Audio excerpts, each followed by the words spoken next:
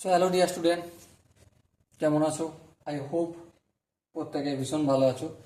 স্ক্রিনের ওপর একটা কোশ্চেন দেখা যাচ্ছে, লাভ ও ক্ষতি চ্যাপ্টার। এই কোশ্চেনটা আমরা প্রথমে মন দিয়ে পড়বো, বুঝবো, তারপর করব। ক্রয় মূল্য ও বিক্রয় মূল্যের অনুপাত 5:4। কি বলেছে? ক্রয় মূল্য ইজটু বিক্রয় মূল্য সমান কি 5:4। দেখো ক্রয় মূল্যের অনুপাতটা বেশি, তাই না? তাহলে ক্ষতির হার কত? তাহলে ক্রয় মূল্য আর বিক্রয় মূল্য অনুপাত যদি 5:4 হয়, তাহলে ক্রয় মূল্যটাকে আমি 5x বলতে পারি আর বিক্রয় মূল্যটাকে আমি 4x বলতে পারি। হ্যাঁ, ঠিক, কোনো অসুবিধা নেই। এক্সটা কি? আনুপাতিক ধ্রুবক। বেশ, তাহলে এবারে বলো ক্ষতি টোটাল কতটা হয়েছে। ক্ষতি ইকুয়াল টু ক্রয় মূল্য মাইনাস বিক্রয় মূল্য। ক্রয় মূল্য আছে 5x, বিক্রয় মূল্য আছে 4x, ইকুয়াল টু কি হয়ে যাবে? x টাকা।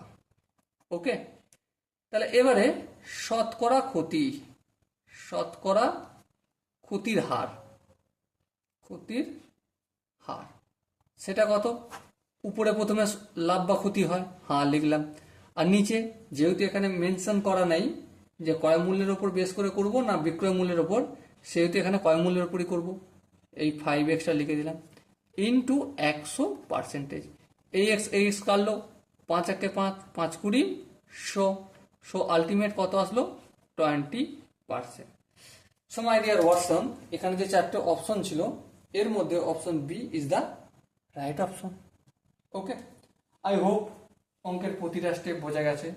যদি কোনো জায়গায় ডাউট বা কনফিউশন থাকে তো ডেফিনেটলি কমেন্টে জানান। ওকে, সো দেখা হচ্ছে এরকম একটা সুন্দর সেশনে। ততক্ষণ পর্যন্ত ভালো থেকো, সুস্থ থেকো এবং জয় হিন্দ।